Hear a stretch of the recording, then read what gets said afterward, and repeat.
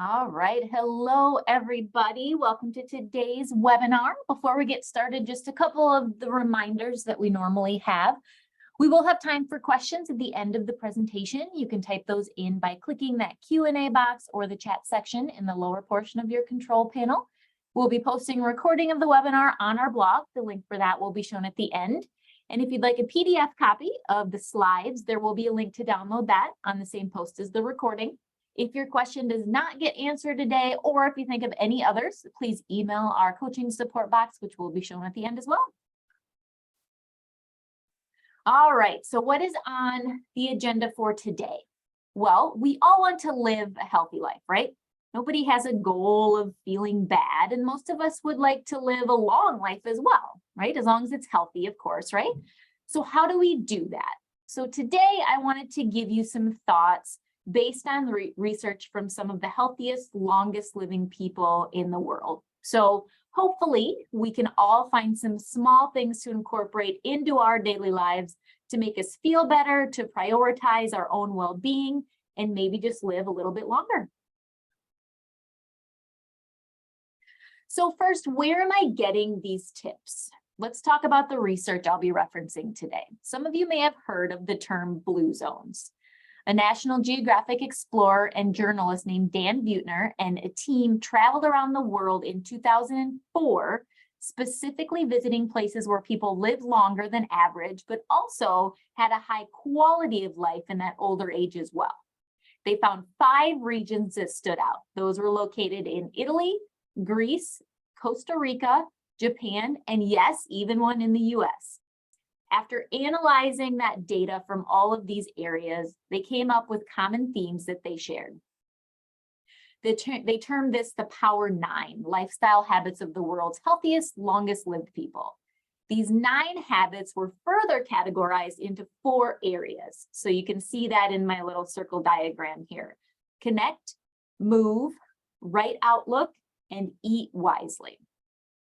Now, there are a bunch of articles online. The Blue Zones has their own website. There's recipe books. There's lots of resources out there that you can look into about this information. And actually, side note, this was a massive coincidence as I scheduled this webinar over a year ago.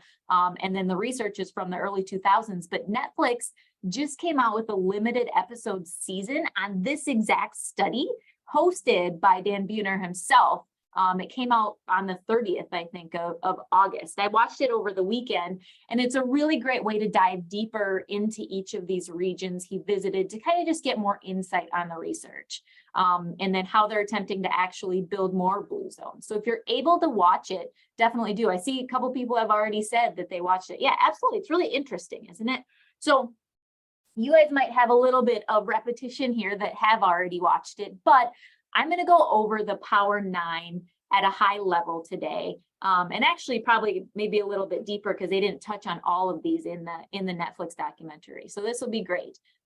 So again, my hope for you is that you're able to pick 1 or 2 small things based on the habits of these groups to start doing today, hopefully. But again, remember, these are not the only things you can do to be healthy. They're just some things to think about that these people in these areas have in common. Will you automatically live to 100 if you do these things? No, probably not. Is it realistic for you to do all of them? Again, probably not.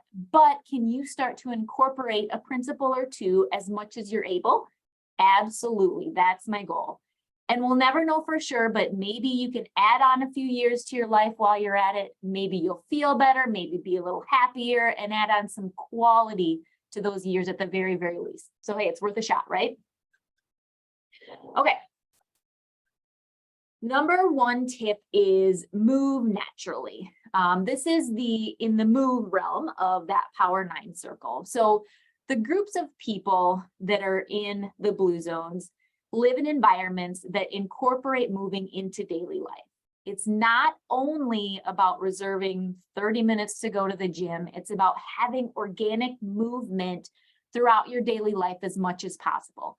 Now, having that time dedicated to structured exercise is very important. Don't get me wrong, but also moving when and where you can during the rest of your waking hours can be that little extra that helps you feel better, and helps your body run smoother. So the things that they mentioned in the research is, having a garden to tend to. Many of these people have their own gardens. Walking to nearby locations instead of driving, if possible, right? I know that's not possible for all of us, but think about that. And then for us, things like moving while you're on the phone with someone, taking a roundabout way to fill up your water bottle or go to the restroom at work. Walking around, moving during practices for your children if you're taking them there and have to stay. Just little things like that. Think about all the ways technology has made us more sedentary and see if you can substitute the quote unquote long way sometimes. Vacuuming a couple times and giving your Roomba a break, mowing your lawn with the push mower instead of the rider, or maybe at least part of it. I get these things save us time, right? We're very busy, but honestly, what are we filling our time, right? Is it active? Is there movement involved? How much time do we spend on our phones or in front of the TV that we could incorporate movement into? Can you find a little block of time in there to do something active? Our bodies need rest, of course, but some of us that are in jobs that don't require much movement really, really need to be mindful that our bodies are not moving as much as is optimal, right? As much as they're meant to. So I'm going to make this interactive today. You guys are always great at sharing your thoughts in the chat, but give me some examples of either what you already do to add movement or what you want to do. Let's brainstorm together. Also, thank you for sharing the name of the Netflix, Live to 100 Secrets of the Blue Zones. All right, what are you guys going to do to add more movement? Sign up for marathons. Wow, you are going all the way. I love it. Walk 30 minutes in your lunch hour, standing desk, walk to the store instead of drive. That's absolutely it. Stairs. I take the stairs every day at work, and it honestly, it makes a difference. I promise. It can be something just as simple as that. Each day, see if you can find a way to build movement into your day, just a little bit more than the day before. And I know it's easier certain times of the year for those of us that, have different climates and things like that, but you can still get that movement inside. You can still get that movement outside if you just dress for the weather, okay? Awesome. Great tips. All right, perfect. Keep thinking of those things. So number one, move naturally. Number two is purpose. So now we are in the right outlook part of that circle. So that was the second of the 4 areas. Having or finding a sense of purpose seems like a big thing, right? It seems like it can be overwhelming. So it's not always easy to kind of think of a purpose, right? We get stuck in the day-to-day tasks that we do. And sometimes it's hard to think bigger picture and what we feel like we're maybe, meant to do. And again, we don't have to get too deep, but what does it even mean to have a purpose, right?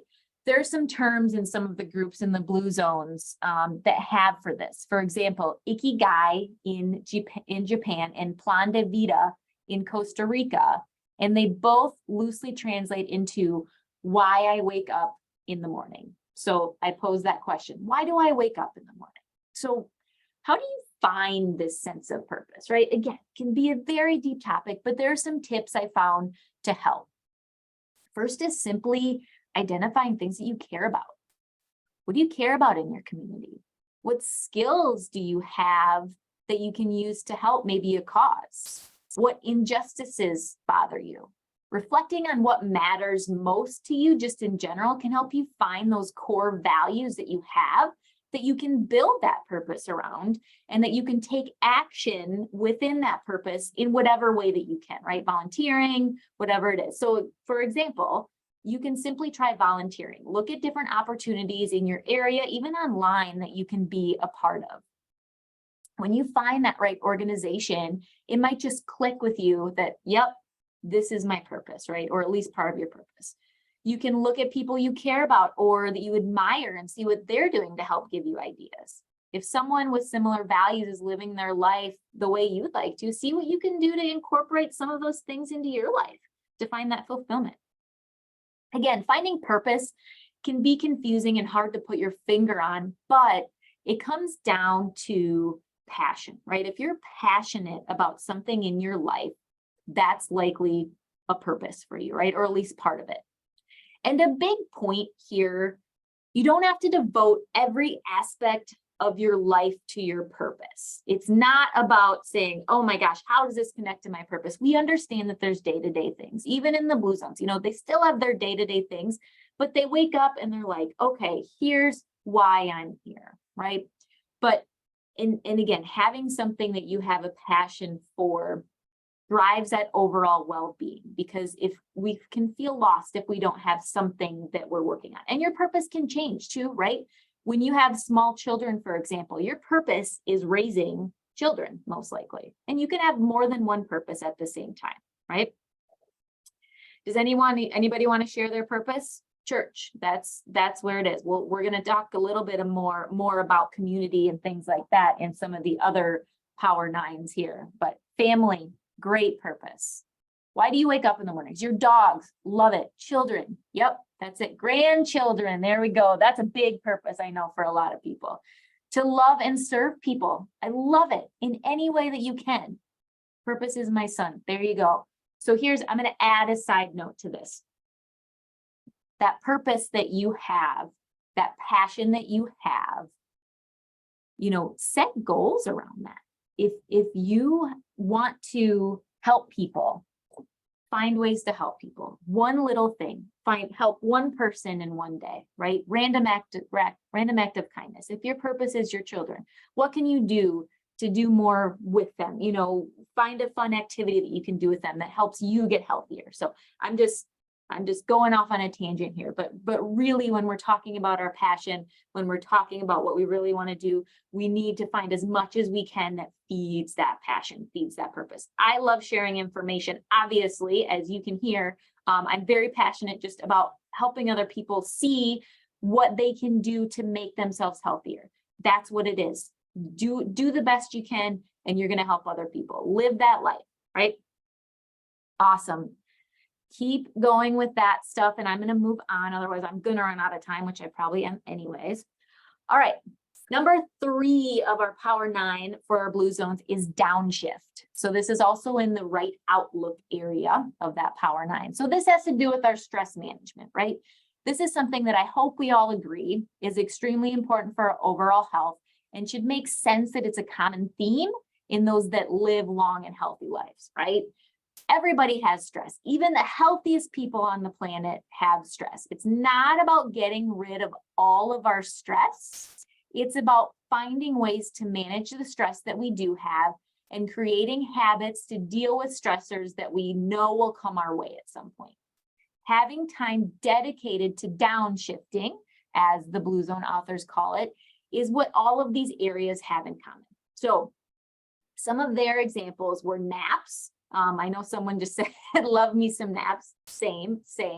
All right. Taking time for reflection, prayer, meditation, deep breathing, exercise. There's so many more options that are on here. These were just some of the examples in the blue zones. But yeah, whatever it is, we need time for us. We need time to chill out. Ways for that stress management, right? Now, not all of us are going to have time to go lay down and take a nap, right? I get that, but see if you can carve out even 5 minutes for you if you're not doing something already right now. It might seem impossible in your day to feel like you have time to downshift, but really look into that day. See if there are times where you can maybe shift some things around to create just that little pocket for something that you find relaxing. And you guys are already sharing your gardening, your dance party, cooking, reading, all of those things that you want to incorporate as many days as you can. Every day we should have a place and a time for ourselves, right? Sometimes we feel like we don't, but do the best that you can. Add some of these things in your day. That's going to help with that stress management. That's going to help your body mentally and physically feel healthier. And again, this is a big part of those blue zones. So really, really good tip here. And you guys are giving some fantastic options here. Okay, next area that we're going to jump into is the eat wisely realm of our Power 9. So I think this specific tip has become a little bit more mainstream. And so some of you may be familiar with it. It has to do with eating, and it's the rule that you stop eating when your stomach is 80% full. That's it. That's the rule. So this came mostly from the Japan location, Okinawa. Harihachi-bu is actually the term that they use for it. But most of the, well, I shouldn't say most, all of the locations practice moderation with food, which is the main point behind this Power 9, right? So beyond that 80% rule, this really means simply eating mindfully, which is a key that we can use as a goal. We tend to eat quite mindlessly, especially us Westerners, right? A lot of us are on our phones, we're watching TV, even driving while we eat. So we're basically cramming food into our mouths as we move from one activity to another, not paying attention to what or how much a lot of times we're putting in our bodies. If we can, we need to learn to slow down. So people in the blue zones, they take time to eat, they take time to prepare their food, they take time to have conversation with other people while enjoying their food, leading to pauses between bites. This leads them to feeling that fullness sooner, that signal from the gut to the brain telling them that they're full, resulting in eating less overall. But again, it's more than just that. It's eating mindfully. And again, we might not always have time to sit, prepare our food, to eat 100% properly. I absolutely get that. But on those occasions where we can, we should plan ahead as much as you can, right? But when we can't, if we're on the go, control what we can control. That's part of mindfulness too, right? It's not about being perfect. Just think about choosing the best foods that are available to you. If you're running through a drive-through or eating from a concession stand at some activity, the choices might not be perfect, but you can choose the best option available to you, right? Just being mindful is huge. We have whole webinars on this. So just being careful of the amount, again, 80% of the rule, or 80% rule, excuse me, slowing down as much as possible, being mindful. That's a big part of those blue zones. They take time to eat. They take time to enjoy their food. They take time to appreciate their food. All right. And then on the same topic of that is number 5, which is plant slant. So exactly what it sounds like. Eating a plant-based diet is common among all of the blue zones. So some eat meat, some do not, but plant-based foods make up the majority of the diets of these long living groups. So let me reiterate, just so I don't get taken out of context. I'm not saying you have to go vegan or vegetarian, right?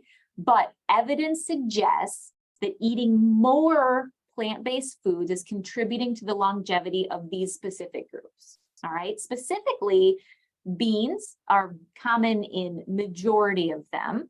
So things like beans, things like whole grains, fruits and veggies are a huge part of these diets. This really shouldn't come as a surprise because, especially if you listen to our webinars, because we talk about eating whole foods all the time, right? So it's just being mindful to, again, same thing as the last one. It's mindful eating. It's choosing the best that you can. It's having those whole food options or better options when you're able to. Now, many of these people grow their own foods, but again, not realistic for a lot of us, but also might be. Hey, there might be a little, even herb gardens that you can put on your windowsill if you don't have a yard, something like that. There's always little things that we can do to incorporate more of those whole foods into your diet. So what are you going to do? How are you going to add in more whole foods? Maybe add in some more plant-based meals. Anyone have grow home garden? That's the first offer, first tip. Yep, absolutely. And it can be as simple as just adding a veggie to a meal. You don't have to stop eating what you're already eating at this point, right? Small step, just add something to your meal. Maybe having a whole food snack. that you're adding. It's not about changing everything right away. It's just about finding ways to start incorporating these extremely nutrient-dense foods into your meals and then building from there, right?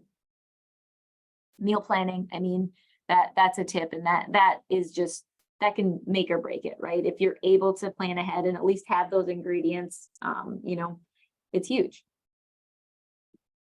All right, good options. All right, do we want to get a little controversial next? Here we go. Wine at 5. All right, like I said, this one's gonna, and I'm making it controversial because I almost didn't want to put this one in here. So, all right, so here we go. People in the blue zones, in most of the blue zones, except actually, ironically, the one in the US who don't drink at all, they drink alcohol moderately and regularly. Now, again, let's take a step back. Moderately is the key here, 1 to 2 glasses on average per day. Wine is by far the most common drink that these people, that these groups drank regularly. So this does not mean 0 glasses Monday through Friday and 14 glasses on Saturday. All right, that's not what it means. So, but there is research out there showing physically the benefits of wine and heart health and things like that. And also, as people are saying, you know, relaxing time, you know, 5 o'clock, you meet people, you sit, that's part of it too, the social aspect of it, in my opinion. So if you don't drink now currently, this is not a tip that I would say, hey, go start drinking wine, right? There are plenty of other good ideas in the Power 9 to adopt. And again, not every group in the blue zones drink. The group in the United States, like I said, is a community that doesn't drink at all, and they're still on this list. And the other part, again, moderation. So 1 to 2 glasses of wine, 1 glass, I think, is 4-ish ounces, I think typically is what they considered. So, you know, 8 ounces at most, and, you know, 1 more for women who typically are smaller, 2 for men. You know, we can get into a lot of topics about that, but yeah, red wine typically is what it is what has more of those health related benefits. But again, alcohol in general in moderation is one of the more common themes here. So, but if you go over those amounts, I do want you, that's why I just say be smart, because the moderation part, if you go over those 1 to 2 glasses, then the negatives are going to by far outweigh the positives of drinking alcohol. So just be mindful. All right. Grape juice, I like that. Yep, grape juice is a great alternative. Watch the sugar content. Well, with wine as well, we watch the sugar and the carbs, right? But yeah, you know, grapes, you still have some of those benefits that come with the wine as well. All right, moving on. Number 7 is belong. We have now moved into the connect category of the Power 9, and I alluded a little bit to this when someone said that they use prayer as that stress management. So the majority of those in the blue zones belong to some type of faith-based community. So let me make a huge point right off the bat. It did not matter which faith it was. All right. So there's no right or wrong. It's the sense of belonging that matters, right? Having a place to go, to feel like you belong, to feel like you are part of a higher purpose, whatever that may be for you, can be really, really good for your mental and social well-being, right? Adding that sense of community, which we talked about a little bit in the purpose tip already. Feeling like you belong, no matter what type of community that is, can add to your purpose, give you that sense of belonging, adding to that overall health and happiness. And based on the blue zones, your longevity. You know, they all belong to some bigger part other than themselves. So if this isn't something that if you don't belong to any groups right now, if you feel like you want to, maybe do some research. There are likely many groups in your community that would welcome you with open arms. Find ones that align with your thoughts, your beliefs, your values, and get involved as much as you're able. And I already mentioned this, but volunteering specifically is shown to have an extremely positive effect on your mental health. We talked about that in that section already, like I said, which could fit into the connect area just as easily. So it makes sense that belonging to a community that likely does some sort of volunteering would be common among those people who live a long time, right? And then Power 9, number 8 is loved ones first. So a common theme of the Blue Zone members was putting their families first. Now, this can mean different things, right? So in a lot of cases for these groups, they went as far as, they keep their aging parents and grandparents nearby or even in their homes with them. And we know this is a common practice in many cultures, right? But not as much, again, if you're based in the US, not as much here. But studies show that keeping that closeness helps everyone in the home become healthier, both the older and the younger members. Learning from those older adults is so important. They have so much wisdom to share. And if we're close with them, even if we're not in the same household, but if you can speak to them regularly, keep that connection, they can feel like they still have that purpose in their lives too, right? Leading to feeling good and staying healthier longer, right? That isolation, that loneliness that can come from when we get older, if we're not as involved in things, that takes a toll on our health, physically and mentally, and that can cause early death in a lot of cases, right? So again, it might not be realistic for you to keep family members in your house. 100% understand that, but keep that family as a priority in your life in whatever way that you're able to. So, and on the flip side here, if you are one of the older members of your household, committing to your children and teaching them skills that maybe you learned from your parents or grandparents is just as important, right? Sharing your experiences, sharing time, whatever you're able to do is building that relationship that will continue to help you stay healthy and feel included for a long time. Again, adding to your purpose as you get older and maybe don't have, work anymore, things like that. And then lastly, I know some of you may not have blood relation that you're close to. So I just want to bring it up. Family doesn't have to be your biological family, right? Create your own family. Use those relationships to build your health and theirs. Family is what you make it, okay? All right, and this is a perfect transition. Keep sharing tips and things like that if you want to. I, of course, am going to run out of time, so I'm going to move on. But this is a perfect transition to our last, but of course not least, Power 9. Still in that connect area, number 9 is right tribe. So from what I just said, we can create our own families, right? The world's longest living people were either born into or chose to be in social circles that support healthy behaviors. Research shows that habits are contagious within groups of people that are close. That makes sense, right? Who you surround yourself with absolutely affects your actions. If your friends always want to just sit and, chat, which is great, but if they, if you're sitting and chatting and snacking and not doing anything active, that's going to be what you do, right? If you have friends that go for walks together, that do active things together, that's what you're going to do. So think about trying to include some of those healthier habits within those groups that you are included in. The Okinawans have groups called mois. They are groups that are committed to each other and those healthy habits. So, or moi, I think, I apologize if I said that incorrectly. So if you can find a group of people that support you and your health, you've got a greater chance of sticking to those healthy habits, right? So exercise buddy, running or walking, biking group, you have a whole class that you're doing a workout with, you have a Facebook group that shares healthy recipes. All of this accountability is fantastic. So yes, so many online things. Someone just gave an example of someone in Austin, Texas. That's absolutely what I'm talking about. Even people like Alcoholics Anonymous or Al-Anon, right? I mean, those are groups of people that help steer your actions and help keep you accountable with healthier habits. That's what it is. So it's not to say that you can't be around people that might not have the best habits, right? But if your goal is to live longer and healthier, just try to spend more time with those that lead that type of life as well. Who has groups? You guys are already suggesting it. And then, keep those tips coming. Talk about different groups that you have. Let's keep sharing these great tips here.